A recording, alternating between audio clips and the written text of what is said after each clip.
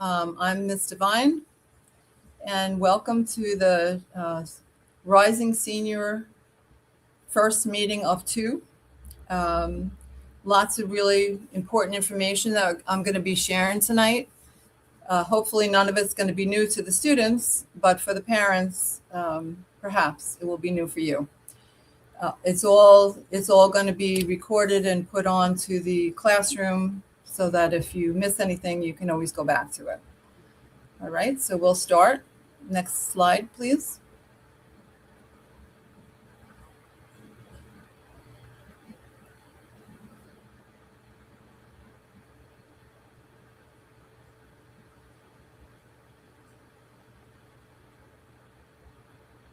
Okay, so the most important thing, if I can emphasize this, is that deadlines for college are hard. They're not, maybe this time, maybe that time, they're very hard. So if you take nothing else away from this tonight, remember these deadlines. So I'm going to just go through them and I will probably repeat them throughout the presentation. So for early decision, early action, restrictive early action, the deadlines for the college, November 1st.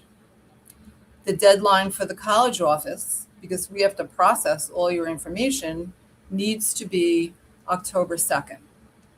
What that means is that you are going to tell us what schools you're going to apply to early by that date. It does not mean that you have to submit your applications to the college on that date. This is simply information for the college office so that when you do submit your applications, we can follow right behind you and add all the supporting documents. So there's 355 of you, so we need to be in constant communication. So that's a very important distinction. The due date for the college, November 1st, for the college office, October 2nd. So that's for the earlies. For regular decision and anything that's rolling, which means it just continues on until the college fills up their seats. For the college, those due dates start December 1st, January 1st, could be February, March, and the rollings go right through the summer if they have not filled their class. So those are ongoing. For our purposes in the college office, so that we can organize our information that needs to follow your applications, we need to know by November 13th what colleges you are applying to regular decision so that we can prepare to follow you. Okay, so many of you have said to me during our junior meetings that you were interested in applying through QuestBridge. And we've had those individual conversations about what it is that you need to do. So the QuestBridge application opens up August 1st. You cannot access it beforehand. So as I have mentioned before, QuestBridge application is due in September, usually the 26th. Sometimes it's the 25th. It depends on how the calendar falls. But towards that last week in September is when it will be due. So if you are interested in QuestBridge, you really need to start August 1st. It's a cumbersome application. There's a lot of moving parts. You can do multiple schools. And you all know this because we've had this conversation. So it opens up August 1st. For me, I need to know by July 13th. Because for every application that is filed, I have to do a school report and a council letter. So I need time. If you tell me in August or September, oh yeah, by the way, I'm applying, through QuestBridge, I'm going to say, I will not be honoring that application. You need to ask someone else to do it. So please pay attention to it. It's a lot of work. I start writing my letters in July so that I can, especially for the QuestBridge and anything that is super early, I need to get on top of it. Otherwise, I'm drowning before I even start my school year. So please, July 13th, send me an email and let me know, yes, I am absolutely applying through Questbridge. You should have, hopefully made that decision by now and understand all the parameters for applying. And just some of you have already given me an email, which is great. A little early, but great. I put you in the file, and I write the letters in the order in which the requests come in, and the information that you provide to me comes in. So just keep that in mind. And please remember, these dates are both for the college and our office requirements, two totally different things. Please keep that distinction. I don't want you rushing through your applications because you think you have to submit your applications by those early deadlines. You just have to communicate with us. Any changes for applications with January 1st deadlines and beyond must be submitted by December 1st to the college office. And again, it's for our, administrative purposes so that we can have everything prepared and ready to go. We're managing all the supporting documents, so we need time to make sure everything is in order and it all goes out when you have submitted your application. Okay, next slide. Okay, so what I would like you to do this summer starts with the common application. So that application is not available to you either for your application year until August 1st, 2026. You could open it up now, but you'll be in the wrong year, and they will assume that you were applying for spring admission for 2026-27, and that's not what you're doing. So please, please, please wait until August 1st and then go right in there, open it up.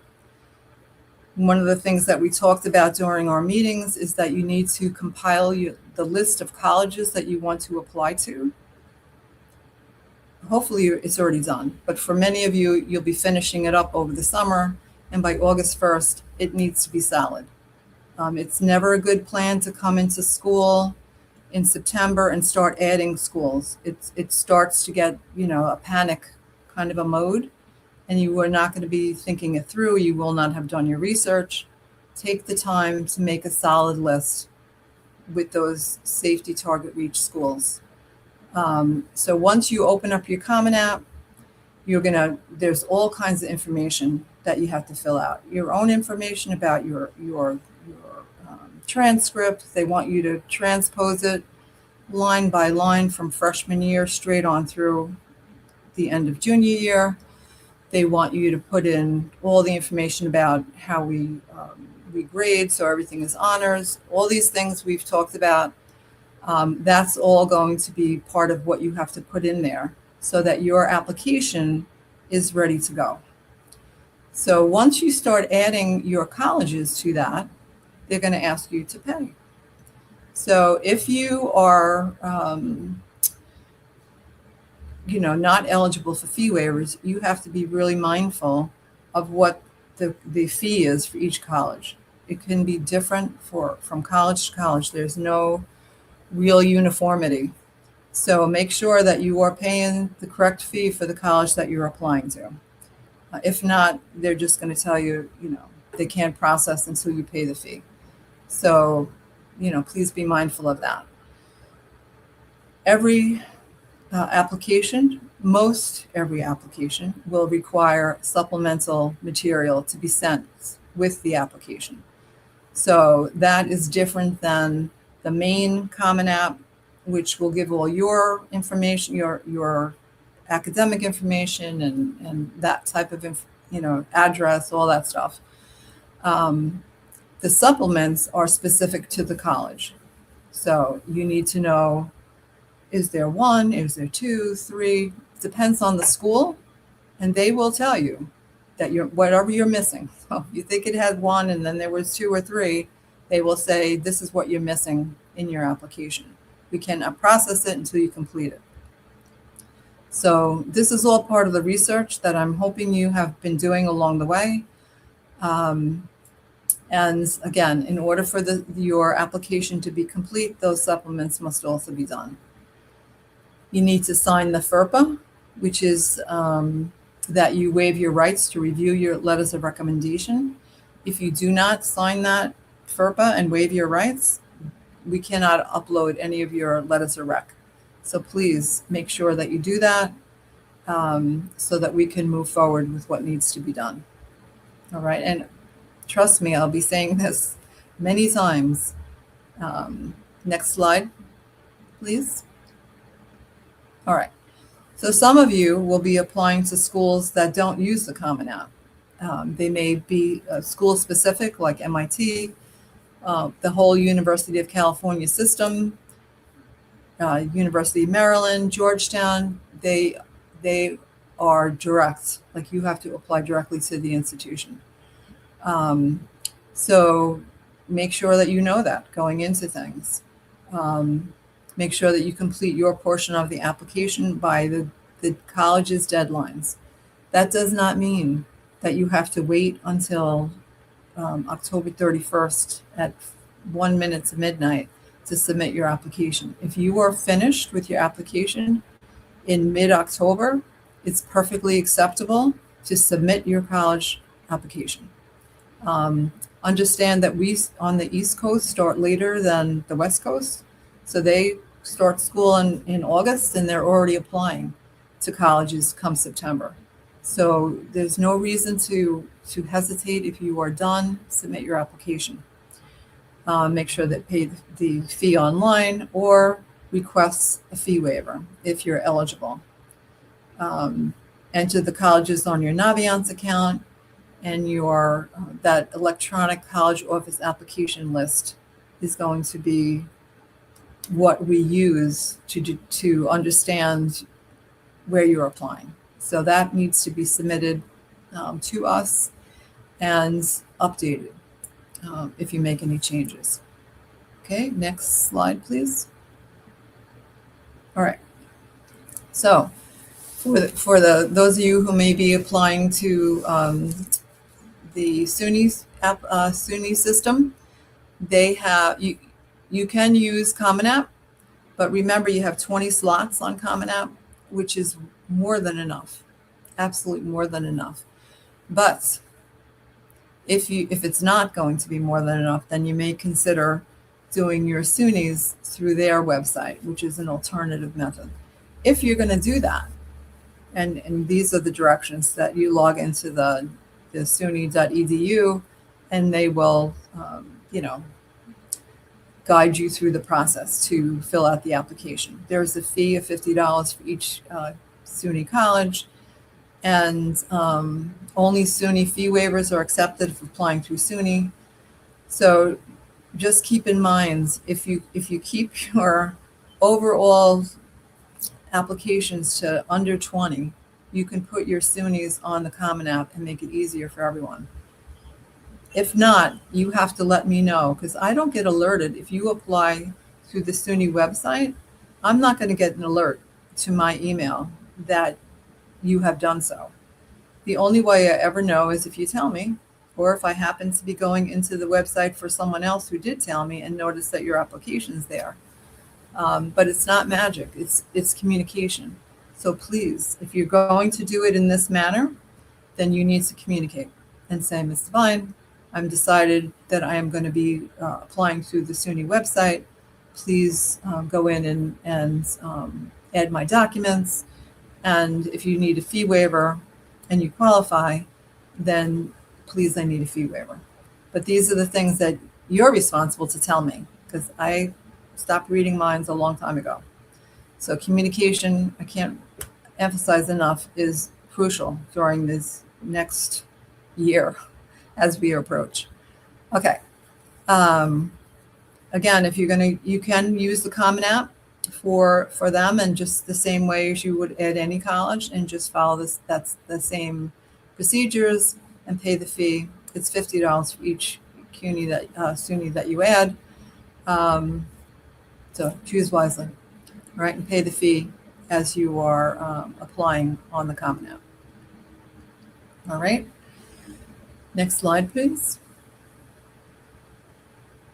Okay, so now the city system, of course, has their own way of doing things as well. And they switched things up this year. So I'm going to ask you to really be mindful. If you are applying through, um, if you are applying to CUNYs, which the majority of you will be doing that. If you're applying to Macaulay, be mindful, if you do that fast application, you're not going to be able to do that. So just bypass, when they make these announcements about these new things, they're talking to, the entire population who might be applying to CUNY. They're not talking to particularly to Staten Island Tech. So please be mindful. And if you are uncertain which way to go, please come in and ask. I would be happy to answer the same question 1,000 times and try to help you navigate the help desk with CUNY to undo an error. It just complicates things unnecessarily. If you add so for the freshman application fee, which is how you're going to be applying, you can put up to 6 CUNYs on one application for $65. So it really makes sense to put 6. There is many more than 6 to choose from. All of them are wonderful. They have their specialties, but you can get a solid education in almost any area in all of them. So if you have specific questions about which CUNYs would be best for you, and we haven't already talked about that, I'd be happy to talk about that with you. But it makes sense because once you send your application, again, to try to get the help desk to say, oh, I want to add one more, is very complicated because they are overwhelmed with people applying all these different methods. So let's try to be proactive about asking questions before taking an action so that we don't have to try to undo anything. If you add your OSIS number to your application, they can automatically, because they're all part of the same city system as us, they can grab your transcripts without my intervention or anyone else. So that's very convenient. For some reason, some people do not include their OSIS number, and then we have to, send the transcript, which is fine. But it's easier just to add in the OSIS. Okay, so through this your upcoming application season, they are still test optional.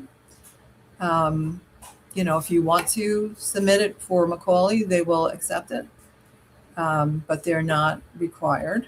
So it's up to you. Again, we've had these conversations about who should submit and who might want to not.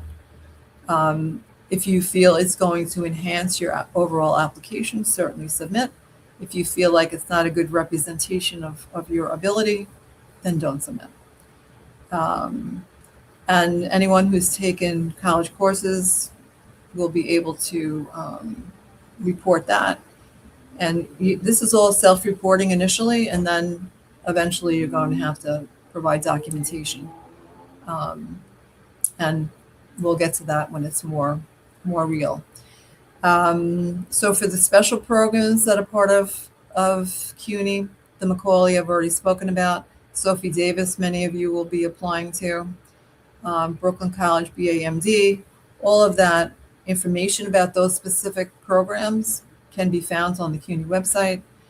And, you need to follow all the directions for those particular programs to make sure that you are in compliance with what they need from you. All right. Next slide, please. All right. So any changes at this point? Not really much. More of the Ivies have moved back to requiring SAT or ACT. And it's always going to be initially a self-report for all schools. However, once you are accepted to the institution and you're planning on attending, they're going to ask you for an official score report. That's not only the SAT score reports, but it's also your AP score reports. So that's your responsibility. That's not something that we do. That's something that you will do. just make sure that you understand all of the individual colleges' requirements and follow whatever their policy is. All right, next slide. Okay, so now the question of the day is the application fee waivers. So so students that are income eligible take the SAT using a fee waiver can choose, and you have used one for the SAT, you can choose 4 colleges. Those SAT fee waivers should be on your College Board account, and you can use them to apply. And it's it's a fee waiver, so it's free. You have 4. If as a junior you were eligible and received fee waivers, you also will receive fee waivers for your senior year from the College Board. And again, check your account to see that they're in there. In regards to the Common App itself, they will ask the question whether your financial circumstances qualify you for a fee waiver. Or if you received the fee waiver in the past, you should indicate in your response. So everything has to be verified. Most people say, yes, they qualify, and then it comes to me. I get an alert, and then I check and see whether or not that's true. The only way I can check is through the lunch form. So that gets done every year. Hopefully you've been doing it every year and you're used to it. But as soon as you come back in September, or as soon as that application is available, I'm not sure if it's available in August or if you have to wait till September, but as soon as it's available, fill it out, because that's going to give me the data to be able to say, yes, you qualify for a fee waiver. And in regards to Common App, if you apply, then you're going to get up to 20. It doesn't mean you need to use 20. I'm hoping you don't, because it's a lot of work to do 20 college applications. And you'll appreciate that as you start doing them, how much work that is. But you will receive up to 20. After that, no more from the Common App.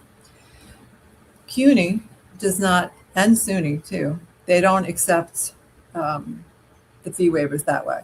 They grant their own fee waivers, and that has to come through me. So you need to let me know that I need a fee waiver for the SUNY or the CUNY, and then I will check. And if you are eligible, I will go through the process on my end to grant you that fee waiver. So it takes a couple of beats. So you need to communicate what you need, and then grant me a little grace to have the time to do it, and then I'll either inform you that you don't qualify or that yes you do, and it should be coming through shortly. All right, and there's also, if none of that is true for you, you can appeal directly to colleges themselves and say you want to apply to their school, but it's a bit of a hardship. Could they directly grant you a fee waiver? So there's lots of different ways that you can go about it. The most common, of course, are these ways with using the Common App 20 plus the CUNYs and the SUNYs. Really, that should be enough for most people. All right, so next slide, please. All right, so for the summer, after August 1st, what you're going to do is you're going to create that Common App. You're going to also, if you haven't already done it, I've been trying to encourage you to do it through the year, create a professional email address that's going to be used only for your college applications. Once you leave Staten Island Tech, your Tech or New York City email address is purged. So it no longer exists. You won't get any mail from the college. You won't get anything. So make sure that you have a separate email that you are using for all your college applications. Write a final draft of your Common App essay, your personal statement. Let a couple of people that you trust read it. I've already read some things that you guys have written. You don't have to ask me. You could ask an English teacher, someone that you feel confident, preferably a professional in the school. Um, it's okay to have a friend read it or something, but you might want, some adult eyes on it as well. Finalize your list of colleges before you come back to school in the fall. Make your decisions in conjunction with your family about early decision, early action, restrictive early action. If everyone is in agreement that you are going to do either restrictive early action or early decision, be mindful of the limitations that come with those early decisions. Early decision, one school only, binding agreement. If you are accepted, that's where you're going. You sign the contract, mom or dad signs the contract, I sign the contract. And you're done. If you're accepted, you're done. For restrictive early action, remember it's a little complicated. So it only applies to certain Ivy League schools, and it's restrictive in that you can't apply to any private institutions early. So 0 early decisions, and early action only to state or city institutions, nothing private. So if you have in mind that you want to do a restrictive early action to, say, Yale, but you also want to do early action to MIT, you cannot do that. You can do regular decision to MIT, but you cannot do early action. So understand it's highly restrictive. However, once their application for REA is passed and they've made their decisions, even if you're accepted through REA, you don't have to say, I'm coming. You have all the way till May 1st to make that decision. So at that point, they release you from the restrictions and you can apply either ED2 if a school offers it and you wanted to, or regular decision to any institution anywhere. You're no longer bound to that contract. Whereas with early decision, remember, you are bound. It is a contract. Okay. Make sure before you leave school that you have 2 teachers who are right for you. And I've been saying this all year. And the majority of you have either secured them or you have 1 of 2. And anyone who needs more than that, remember that you need to speak to Ms. Kirschbaum about that. So she will give you permission to have more than 2 if it's required for your application. This is something that I see a lot of students do, and I think it's really a great way to keep track because, as you can see, it's a very complicated process, and it's easy to mix up. One school wants this, the other school wants that. So if you create a spreadsheet of some kind for yourself, whether it's digital or hard copy, whatever works best for you, so you can keep track of which college, what their deadline, what it is about them that you love, how many letters of recommendation do they need, what's the fee that they charge, are they expecting from you, all of that in one place so that at a glance, it's all there. You're not scrambling, you're not confusing information. It's all very clear. Make sure that you enter your college choices on Naviance in the colleges I am thinking about section. It's just another way for us to keep track of what you are thinking about. And if things change, you can go in there and make the changes. But the more communicative you are with us, the smoother the whole process will be. And of course, some kind of activity during the summer. What that activity is can be anything. There is not a magic way to get into college. They would like to know that you're doing something, whether it's that you got yourself a job and you're earning some money and you're learning how to budget that money, or you're saving, whatever it is you're doing, or if you're volunteering, if you're doing a summer program, internship, or vacationing with your family because you haven't seen them all year because you've been so busy as a junior. Whatever you're doing, do it. And just let go of all the expectations or I should have been doing X, Y, and Z, because nobody is doing that to you. The colleges are not looking at it that way. They just would like to see that you are actively involved in life. So do what you will during the summer.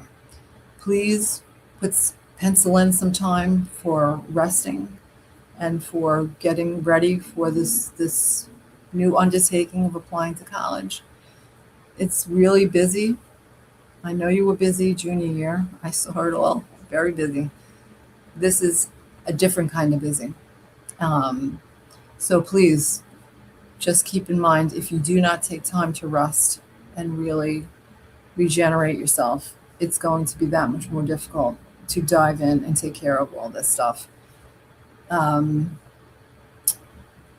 think there might be one more slide. Probably not. Oh, all the school information. It's amazing to me how many of you do not know the school address that you've been coming to every day.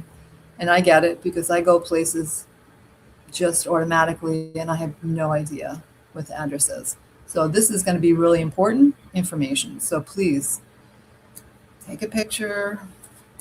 We have this stuff hanging around the college office. It'll be available, but you need to have it. It has to be correct. The school address, the school phone number. This is directly to my office. The CEEB code. It's something that you're going to know blindfolded. And actually your class size is 354. So those are really important pieces of information. And I don't know, I've been talking pretty nonstop. Is there any questions that anyone has, Ms. Kirschbaum, that you see or have seen? Okay, so one would think I had that information already in regards to when they're going to have the free week of for SUNY and CUNY, but no, probably I'll have that information in August. As soon as I get it, I will put it out there. It's just the way things go. They don't generally give that information at this point in time, but they will. As far as I know, they are going to be doing it, and as soon as it comes to my desk, it'll be out to the students and the parents, so everybody will know.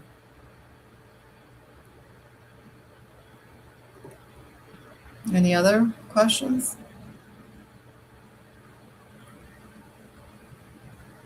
Okay, so we are going to be meeting again in person. Okay, there are going to be an in-person meeting on Monday, June 1st, for the students right after school, and absolutely another opportunity for questions. And just to reiterate all the things that we spoke about today for anyone who was not able to be here tonight. All right, thank you so much for your time. And don't forget to breathe. Good night.